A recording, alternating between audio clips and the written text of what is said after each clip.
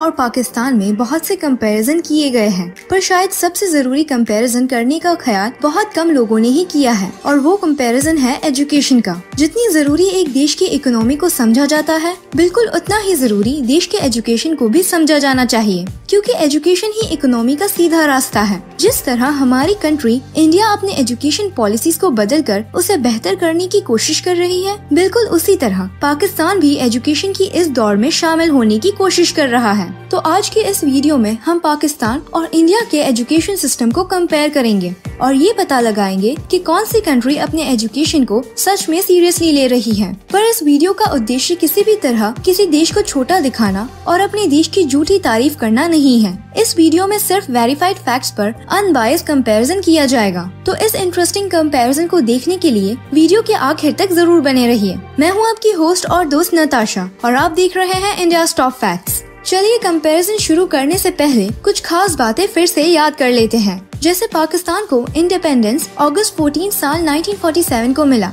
वही इसके एक दिन बाद यानी 15 अगस्त साल 1947 को हमने अपना स्वतंत्र दिवस मनाया। वर्तमान में पाकिस्तान की कुल संख्या 208.57 मिलियन है, पर इसके मुकाबले हमारी कुल संख्या 1.38 बिलियन यानी 138 करोड़ है, जो हमें दुनिया की दूसरी सबसे पॉपुलेटेड कंट्री बनाती है। तो इस वीडियो में आपको ये बात याद रखनी होगी कि पाकिस्तान हमसे संख्या और क्षेत्र में काफी छोटा है। तो चलिए इस इंटरेस्टिंग कंपैरिजन को शुरू करते हैं। नंबर 1, पाकिस्तान में इंग्लिश, उर्दू, पंजाबी, सिंधी, पश्तो और बलूची भाषाएं खास हैं। वहीं इंडिया में हिंदी और इंग्लिश के अलावा 20 और भाषाएं बोली जाती हैं, जो मेन लैंग्वेजेस में गिनी जाती हैं। मतलब 20 सिर्फ मेन लैंग्वेजेस हैं। नंबर 2, अगर बात करें लिटरेसी रेट की, तो पाकिस्तान का लिटरेसी रेट 59.13% है, जहां इंडिया का लिटरेसी रेट 77.7% है। नंबर 3, पाकिस्तान का जेंडर लिटरेसी रेट कुछ इस तरह है, 71.12% मेल और सिर्फ 46.47% फीमेल्स हैं। और पाकिस्तान में बहुत पहले से ही फीमेल लिटरेसी रेट में कुछ खास बदलाव नजर नहीं आए हैं। इंडिया में मेल लिटरेसी रेट 84.7% है और फीमेल 70.3% है, पर यहाँ फीमेल्स का लिटरेसी रेट हर साल उभरता नजर आता है। यानी इंडिया में एजुकेशनल जेंडर इक्वालिटी पर अच्छी मेहनत की जा रही है। नंबर 4, पाकिस्तान में कुल 97.5 मिलियन स्टूडेंट्स हैं, 198 यूनिवर्सिटीज, 1468 कॉलेजेस और 2,80,752 से ज्यादा स्कूल्स हैं, जिनमें प्राइवेट और गवर्नमेंट दोनों ही शामिल हैं। वहीं इंडिया में कुल 875 यूनिवर्सिटीज, 40,000 प्लस कॉलेजेस और 18,80,000 से भी ज्यादा प्राइवेट और गवर्नमेंट स्कूल्स हैं और 315 मिलियन यानी पाकिस्तान की टोटल पॉपुलेशन से ज्यादा स्टूडेंट्स हैं। नंबर 5, इंडिया से हर साल 14,000 से ज्यादा PhD होल्डर्स बनते हैं और पाकिस्तान में हर साल सिर्फ 2,000 PhD होल्डर्स बनते हैं। नंबर 6, अगर टीचर्स रेशियो की बात करें तो पाकिस्तान में हर 47 स्टूडेंट्स पर एक टीचर होती है, पर इंडिया में हर 25 स्टूडेंट पर एक टीचर है। नंबर 7, एडल्ट लिटरेसी रेट में पाकिस्तान 60% पर है और इंडिया 71% पर।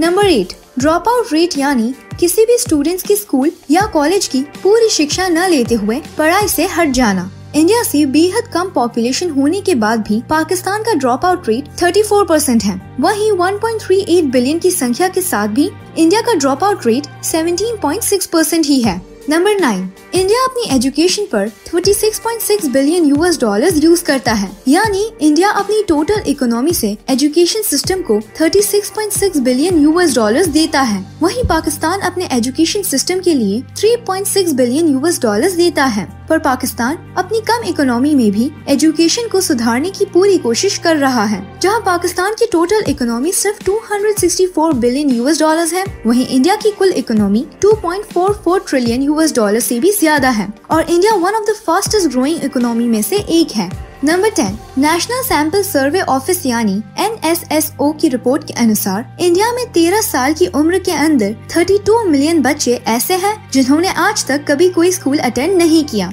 वहीं अगर बात करें पाकिस्तान की, तो पाकिस्तान में 5 से 16 साल की उम्र के बीच 22.8 मिलियन बच्चे ऐसे हैं जो कभी स्कूल नहीं गए। यानी पाकिस्तान की संख्या के हिसाब से इस उम्र के 44% बच्चे कभी स्कूल नहीं जा पाए। नंबर 11, अगर ग्लोबल कंपनीज के CEOs को देखें तो इंडिया के सुंदर पिचाई गूगल के CEO हैं, सत्य नडेला माइक्रोसॉफ्ट के CEO हैं, शांतनु नारायण अडोब के CEO हैं, राजी सूरी नोकिया के सीईओ हैं, यानी लगभग हर बड़ी ग्लोबल कंपनी में इंडिया के सीईओ हैं। पर बदकिस्मती से पाकिस्तान का कोई भी व्यक्ति ग्लोबल कंपनीज के प्लेटफॉर्म पर सीईओ की बड़ी भूमिका अब तक नहीं निभाता है।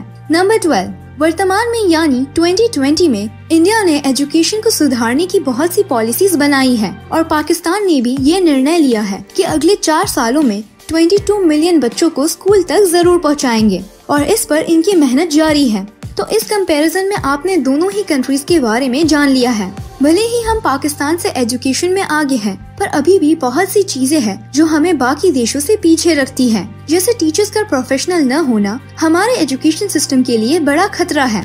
The annual status of education report यानी ASER के मुताबिक इंडिया में 5th क्लास के 50% बच्चे ऐसे हैं जो सिंपल से टेक्स्ट को भी रीड नहीं कर पाते और सिंपल अरिथमेटिक को भी सॉल्व नहीं कर पाते। और इसके पीछे की वजह है टीचर्स का कम पढ़ा लिखा और कम स्किल्ड होना। सेम प्रॉब्लम पाकिस्तान में भी है, पर हमें सिर्फ पाकिस्तान को एजुकेशन में पीछे करके खुश नहीं होना चाहिए, क्योंकि आज भी बहुत सी कंट्रीज हमसे आगे हैं। पर बेशक हमें उम्मीद है कि इंडिया की अटूट कोशिशें इसे एक दिन सबके बराबर जरूर कर देगी। उम्मीद है हमारी गवर्नमेंट हर गरीब बच्चे को उसके पढ़ाई का हक दिलवा कर रहेगी। आपको कौन सा एजुकेशन सिस्टम अच्छा लगा, हमें कमेंट में जरूर बताइए।